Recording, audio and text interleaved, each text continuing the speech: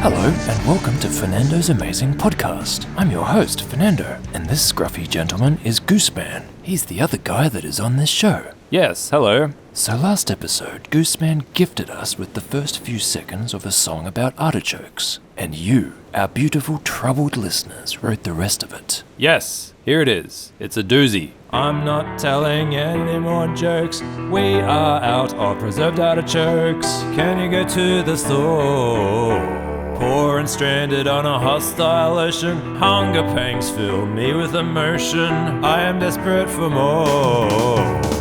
No drink can meet my need, not whiskey juice nor tasty mead.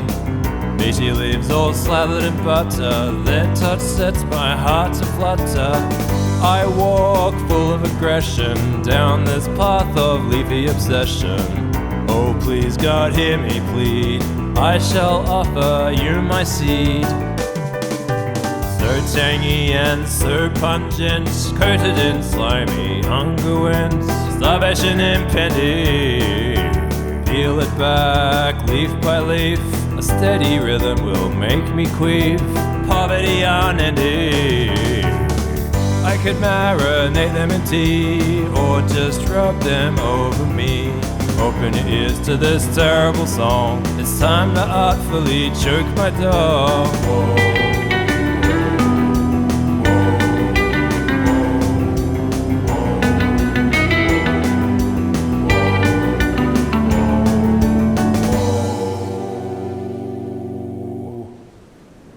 This is our dumbest song. Okay, yeah, well, I think it's fair to say that this is all your fault. Oh, really? You forced me to come up with something, and I blew it. It only works when you do it. Oh look, I think it worked fine. I especially liked the part where you offered your jizz to God, cause up in heaven, I can imagine jizz is in short supply. Yeah, the angels are sitting around, stroking harps. Gabriel's like, okay fellas, we no longer possess corporeal forms. Where are we gonna find some jizz? Where that jizz at? We should call the song Jizz Sacrifice. That is a good title. It's better than Artichoke song. No one would click on that. But it's a bit tangential. I'm gonna go with Artichoke My Dong. Oh, well, it's your song. Yeah, my crust to bear. How about Breaking My Artichoke? Ooh, that's good. This is why I keep you around. Thank you. I don't know if this song is worthy of a music video, but if we did make one, we could just get a whole bunch of shots of you staring into the sunset and crying. That sounds easy. By the way, I want to mention that I changed a lot of the offers to fit the song, and we got a lot of suggestions that were fantastic, but I couldn't make them fit. I want to give an honourable mention to Henry the Egg for these lines. Tantalizing artichokes are my one desire, abused yet majestic, like a children's church choir. Oh, that's terrible. I'm glad you left it out. I'd have used it, but it had too many syllables. I thought for a moment you were showing good judgment, but no. Well, hold on, you're not in this song yet. You could say it in a spoken word section. Ha, dream on. I am not saying that. Fine, okay, song's done. So, you ready for the next song? Oh shit, I always forget. We can come back to it. No, I'm ready. Are you? Oh, yeah, I think so. I said, hey there, honey, sell me some chips. She said, slow down, big boy, show me your nips. Nice. I got a good feeling about this one. Hell yeah. So in this song, are you talking to a lady at a convenience store or a supermarket? Yeah, or it could be a fast food restaurant. That'll confuse the Americans. I think they call them fries. And if you're talking about room temperature potato chips, in Britain they call them crisps. Fuck, I've stepped on a minefield. Okay, listeners, I'm talking to a beautiful woman in a uniform. I want some chips, and whatever that means to you, just run with it. Please write your lyric suggestions in the comments section. Next segment. I've got some hot questions for you this week, Fernando. That's good. Get those lukewarm questions out of here. I just want to say before we begin, we're going to try having a yogurt and goat-free question segment this time round. See how it feels. Were there any questions left over? There were a few. I encourage anyone who is curious about Fernando's thoughts on goats or yogurt. Check out the first 3 episodes of this podcast. We go pretty deep. This first question comes from Slingus Dingus. Fernando, what do you think of furries? Would you wear a fursuit during a job if you were paid enough? Of course I would, but I'll just add that I would ask for more if it was hot. As for the first part of that question, furries are human beings with beating hearts. Denying your humanity does not make you less human in my eyes. Furries are fine by me. This one's for me from Anzi Lopirada. Gooseman, will the band Greasy Moose ever come back? Those idiots. I'm amazed anyone remembers them. That was the band you managed with Manny, my brother Fernando, and that other guy, the drummer. What happened to him? He, disappeared. Well, you told everyone what Fernando's up to in episode 1 or 2. Manny is still manning the crab shack on Pleasure Island as far as I know. I can't see a reunion. They should know better. Their output was not to my tastes. Here's a nice question from Evil Cow. Fernando is known for being extremely sexy when he is sweaty. I like this question already. But if he could add to the sexiness by making his sweat taste like something, what would he make it taste like? Well, let's see. Sweat is salty, so it should be something that mixes well with salt. Potato. No, not potato. I don't want my sweat to taste like potato. I'm gonna say caramel. Ooh, good answer. Here's one from Nucktard. It is so hot where I live. How do I make the sun fuck off? How do I hurt its feelings? You must dig, my friend. Dig and don't stop until you are cool. This is for both of us from Shark Sleeper. Dear Fernando and Gooseman, have you two ever considered opening an aquarium? You could have your own walrus pit in the guise of an attraction, and you could keep the animals with the best oils around for Fernando's various needs. I think I'd like that. I could MC the seal shows and help grease the walruses. I think we'd need a lot of capital to get one going. Plus, it's a highly regulated area. We'd need to hire professionals, and they'd insist on good conditions for the critters. Is that a problem? Well, treating animals well is expensive. This question comes from Chocoman45. Fernando, do you ever think about going back and running your family's cult? With your father gone and his sons doing their own thing, wouldn't the cult be in a bad situation without a leader? No, and the reason is that my father was the only active practitioner of the knowledge that my family kept alive for centuries, and even he was picking up pieces left untouched for generations. He could work great wonders, but he could not pass his knowledge to his sons, so it died with him. It would be pointless for me to try and follow him. The glory days of my sect was many hundreds of years ago. This question comes from Madcat789. Did you know that there lies an island in the middle of the Atlantic where you could regain your fortune? You must brave through the Temple of Ankiraj and the horrors inside to claim it. If you need more information about the island and the temple, let me know. I have contacts. This feels like bait. It does, doesn't it? I think all we'd find on this island is a bunch of guys with some chloroform, and who knows what manner of probes. Yeah, we can't afford to waste fuel on such silliness. This one's for me from Darth Supmex. Gooseman, Vertical Seafood Taco is one of the best tracks released by you guys. Have you ever considered going solo? Or having the unproductive Fernando do minor backup work while you take the lead vocally? Pff, just try it, pal. See how you do. I just might. I hope people like sacrilegious crowd-written songs about random vegetables, because that's what you can expect from my upcoming album, the Pagan Food Pyramid. It promises to be a real shaft topper. The critics are calling it superbly crafted and nutritious. No, but to answer seriously, Fernando brings charm to the table. This is from Kamono Merrill. Hey Fernando, how the hell did you survive getting eaten by that giant squid in that lab on Pleasure Island?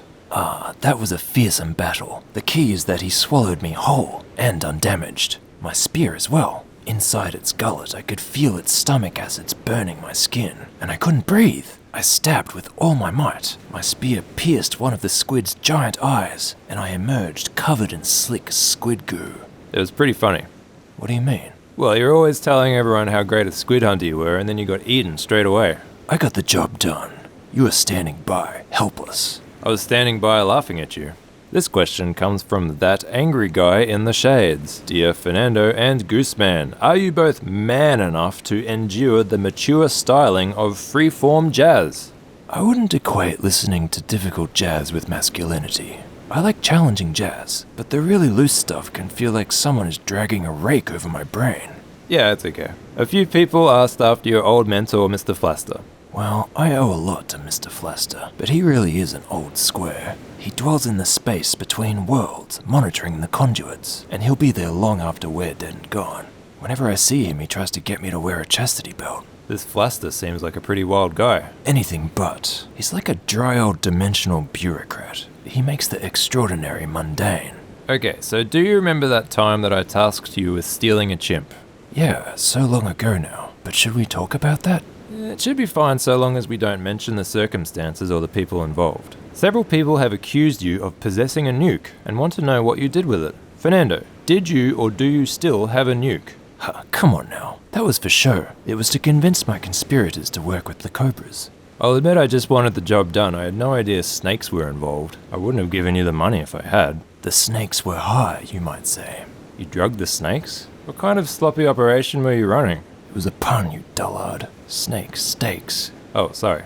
This one is from Kato Kanu. Do you guys think extraterrestrial life exists, and what would both of you do if you'd be the first human to encounter aliens? I'd show them what's wonderful about life here on Earth. A stroll on the beach, a refreshing swim on a hot day, a stiff drink, and a nice sunset. I'd get them to show me their spaceship, and then I'd show them the airlock. And then more of their kind would come back and enslave us. I'd be far away by then. You worry me sometimes. Phallus Kulwa has a factoid for us. Are you aware of the fact that there is 24 gallons of jizz produced each second around the world? That seems a little low. 3.5 billion dudes producing only 24 gallons? Well, not everyone jizzes as much as you. If there were 3.5 billion Fernandos, the world would be swallowed in a tidal wave of jizz. Very funny. What's a gallon? It's a unit of measurement. It's just under 4 liters. Ah, right. My comment stands. One for me, from Carlos Spicy Wienerish. How many pairs of glasses do you own? And there were many other sunglass questions. These are just cheap-ass Ray-Ban knockoffs. I've got dozens of them. As soon as one gets scratched, I chuck it. This is throwaway culture. Very sad. I did have a nice pair that I acquired from a serviceman once. When they got scratched, I felt legit bad about it. Never again. This question is for you from Bonnie Brindle. Fernando, what would you do if someone shaved off your facial hair while you were sleeping? I would shed tears. No doubt about it. You know, I don't think I've ever seen your ears before. I assume they're there because you respond when I talk to you. After crying, or perhaps during, I would take revenge. Yeah, and fair enough. This question comes from Jesus Najera or Nahera. Sorry if I mangled your name. When will you release a Moancore album? I've been patiently waiting for what seems like years now. I'll tell you what, if you come all the way down to Tijuana, I can get you a gig in one of our finest bars. That way you can promote the genre and inject some joy, both figuratively and quite literally, into a great deal of orifices. Sail that shitty boat of yours to the happiest place on earth. I'm sure you'll do great if you promise not to beat up the crowd. I must admit, I grew disenchanted with Moancore after our one performance erupted in violence. It does seem to bring out the worst in people, particularly you. That said, I am working on some new tracks. You'll see them soon. Jesus appears to be offering us a gig. I don't think this proud vessel would make it to Tijuana though. On a long enough timeline, the probability of us waking up on the sea floor approaches 1. Yeah, but that's true for anything that floats. Okay, but most timelines would be measured in years. On this ship, I don't plan more than a week ahead. Put it that way. Anyway, thanks for the offer, Jesus. We'll look you up if we ever find ourselves in Tijuana. I'm not disclosing our location, but we're nowhere near you. This question for me comes from Slade Kane. What was life like for you when you were at Tony's Misty Mandan?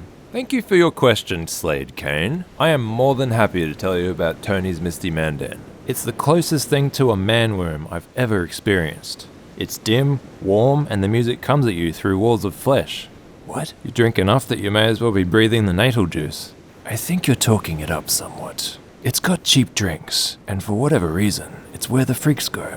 It's okay. I've done good business there. The paint scheme is best described as neon flesh, and the staff all look like Freddie Mercury if he was stuck in a fishbowl. Those disparate elements all combine to create a feeling of closeness with your fellows.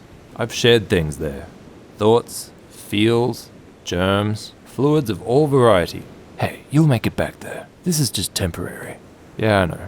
This next one is from Dominic Marino, and he wants to know, what is the name of your boat? Also, if you guys are broke, how did you acquire the boat? We are currently aboard the good ship Essence of Manhood, Dominic. It's what we named our ill-fated fragrance after. As to how we acquired it, this links us back to the last question because I traded it off a guy at Tony's one night. You'll have to forgive me because the nature of the other variables in the trade are not something I can discuss publicly. I can tell you though, Gooseman was going out of his way to do something nice for me. I spent some time on a trawler as a young lad, and I was speaking fondly of the sea. I did say I wanted a huge yacht, but hey, I live in the real like the rest of you.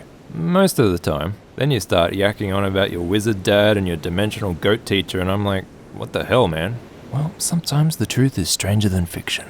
We have 2 questions here from Zach Im Films. The first is, do you get sick of eating fish if you're on a trawler all the time? And the second question is, do you use the trawler to visit exotic locales and explore the sea? Or do you only move it when border patrols show up to save on fuel costs? You've pretty much nailed it. We use this vessel for its intended purpose, but it's a part-time thing, because fishing for real is hard work, and we're doing this podcast as well. We sell some fish for fuel money, see some sweet new places. Things are a bit tight, but yeah, it's okay. One thing I will say, this guy right here knows how to exploit the fish. He can catch them, prepare them, cook them in a variety of delicious ways. I do get a bit sick of fish, but it could be a lot worse. Our other hideout option was Uncle Warren's pig farm, and I am so glad we didn't choose that option. Sorry, Uncle. Uncle Warren, if you're listening, you scare the fuck out of me. This one's from Walk and Roll. Dear Fernando, I love my beautiful wife dearly. However, in recent years of our blissful union, she has developed a gnawing obsession with squeezing and popping the tiny red pustules that occasionally crop upon my creamy white back and firm clenching buttocks. She cares for me deeply. However, the agony of this process reduces me to a pitiful, sobbing wreck. How can I continue to endure this torture? I grit my teeth and whimper through it, but for the love of her, I can't bring myself to tell her to stop. How does a great man-horse such as yourself dull the pain? Perhaps a mantra or self-induced trance state that would ease my suffering. You don't want to hear this, but confront your wife. Tell her it's your body and enough is enough. You say you can't do that. Well, maybe try writing her a note. Another thing you could do is change your diet and exercise regime so that you stop developing tiny red pustules. Consult a professional, but at a guess, you probably need cardio and vegetables. Maybe combine this with some aggressive lotions. Good luck, friend. Well, I think this segment is looking quite ripe. Thank you, everyone, for your questions. Keep them coming. Okay, I'm guessing you expect me to thrash around inside another weird scenario. You bet, and I've got a nice one here from Terry Pye. You have just withdrawn the last $20 of this fortnight's New Start payment and turn to go to the shops to purchase some much-needed yogurt. Blocking your exit, however, is a cultist of Glycon. She is very insistent that you listen to what she has to say, and donate your yogurt money. How do you resolve or escape this situation? I thought this was a yogurt-free episode.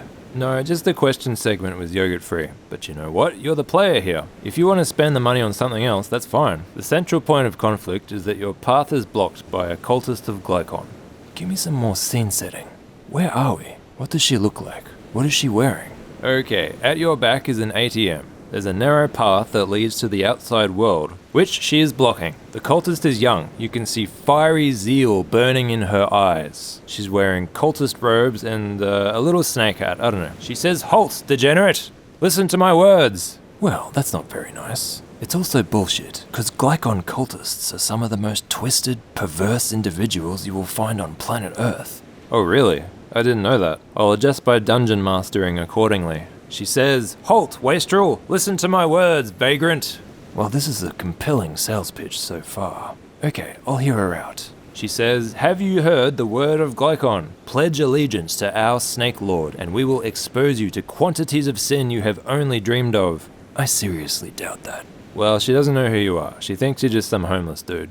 Oh, well, that's unkind of you, thanks. Okay, look, her spiel sucks. I usually seduce my foes, but I haven't got time for that today. I've got $20 and I want to buy a pot of the sweet stuff and also some preserved artichokes for my hungry, rude shipmate. I'm gonna fake going left and then go right. Jump past her. Okay, that sounds like a dexterity roll. Have at it. 13, not bad. I've given you dexterity 14. You're a nimble guy, you're good with the spear, you tie good knots, but you type with 2 index fingers like a granddad. Now I'm gonna roll for her.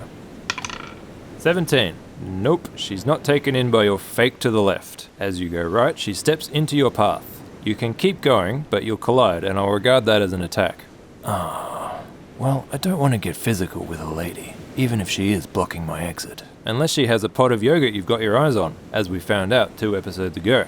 I didn't attack her though, I was just a bit grabby.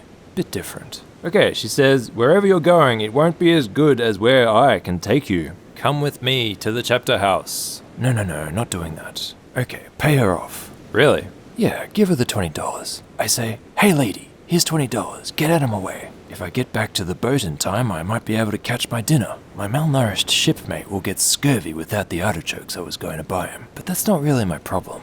She takes the $20 and pockets it. She says, Glycon thanks you for your contribution, but what he really covets is your obedience. So that's it, I've lost the 20. Okay, fine. I wasn't gonna do this, but I'm going to have to resort to seduction. Okay, you, cultist, what's your name? Genevieve. Okay, Genevieve, listen up. I'm gonna show you the true meaning of sin right here and now. Want me to roll? Yep. 17. Okay, she was going to wait until she got you back to the chapter house to jump you, but is on here and now, next to the ATM. You're going at it on the concrete. Doesn't matter. Alright, well, roll for performance. So you're not gonna talk dirty to me this week? No, and I'm not going to drop the P-bomb either. That's good. You're both too busy grunting and panting to talk dirty. Roll. 15. Well, you both enjoy yourself. Your moans echo in tandem off the concrete of this very public space you are in. Disgusted and aroused citizens are calling the cops. Oh no. You both finish. You pull your pants back up, and you find that you are in the exact same position as earlier, meaning that she is still blocking your path. She says, you would make an exquisite initiate in our order. You have clearly stepped upon the pathway of sin. I'm a hell of a lot further down that pathway than some dork cultist. So what now? I can't get past her and I can't buy her off. I've seduced her and achieved nothing from it. Well, I shouldn't give you a hint, but there is one thing you can still do. Oh, okay, fine. I'll go with you. Do you have any artichokes at the chapter house? Genevieve says, why do you keep bringing up artichokes? Are they sinful? No, you eat them. Oh wait, no, you don't eat them. You stick them up your butthole, and your ears, and your nose. The salt causes a delightful chafing. I don't fucking know. Genevieve says, that sounds painful. Let's give it a try tonight after the initiation ceremony. She turns around and leads you down the path to a faded beige minivan. The door opens. 2 male cultists are waiting inside, smiling devoutly at you. Run, sprint. Fuck this, I'm not getting in that van. Alright, roll for initiative. Oh, like who goes first? Yeah. 16, you're rolling high tonight. Okay, now I'm gonna roll for each of the 3 cultists. The lady cultist, 12. You're too fast for her. The first guy cultist, 4. He's scratching his butt and he's distracted. Second guy, 18. He sees what you're up to and he's 1 step ahead. He intercepts you and seeks to knock you down. Alright, you're defending. Okay, get lost, buddy. Oh, 6. He slams his shoulder into your solar plexus, driving the air out of your lungs. Okay, now it's Genevieve's turn. She elects to throw invective at you. You're coming with us, you maggot. You turgid worm. She's a nice sort. It's the last guy's turn. He's attacking you with a chloroform-soaked rag. 15. You're prone on the ground. Let's say it's a d20 check. If you get 12 or higher, you can roll away from the chloroform. Okay. 10. No. Well, you're thrashing about. The guy sits on your chest and messily slaps you with the chloroform rag. You're making it hard for him, but the other guy is helping holding you down, and eventually the chloroform guy secures the rag over your nose and mouth. Well, that's it. So what, I'm a cultist now? Not yet. The 2 guys drag you over to the beige van and throw you in the back. They jump in and drive away. Seconds later, a cop car arrives on the scene. They're responding to a hot tip that 2 people are sexing outside an ATM. They are too late to help you. Let's call it quits here. Alright. We can pick this up next episode. You could wake up in the chapter house and have to seduce your way to freedom. I wonder if this could be our dating simulator plot. Oh, is that the Pac-Man game idea we were talking about last week?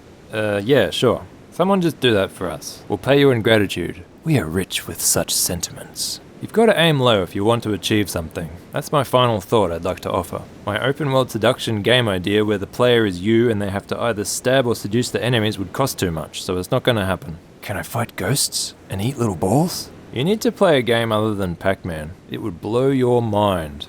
Do you have any closing thoughts? I do indeed. Yeah, in my dual capacity as both an influencer and a thought leader. This is from me to my listeners. Eat your vegetables, but don't eat preserved artichokes. They're rubbish. That's a bit less profound than your previous efforts. Sorry, but I want to use my notoriety to promote good nutritional practices. We've covered dairy comprehensively. Now we've covered vegetables. Next week, legumes and pulses. Ho ho, it's on. Stay tuned for that, everyone. Okay, thanks for listening, friends. Please make a suggestion for my wonderful new song about chips and nips, and leave a question for us to answer. No need for new roleplay suggestions. Apparently I'm joining a cult next week. Farewell. Bye.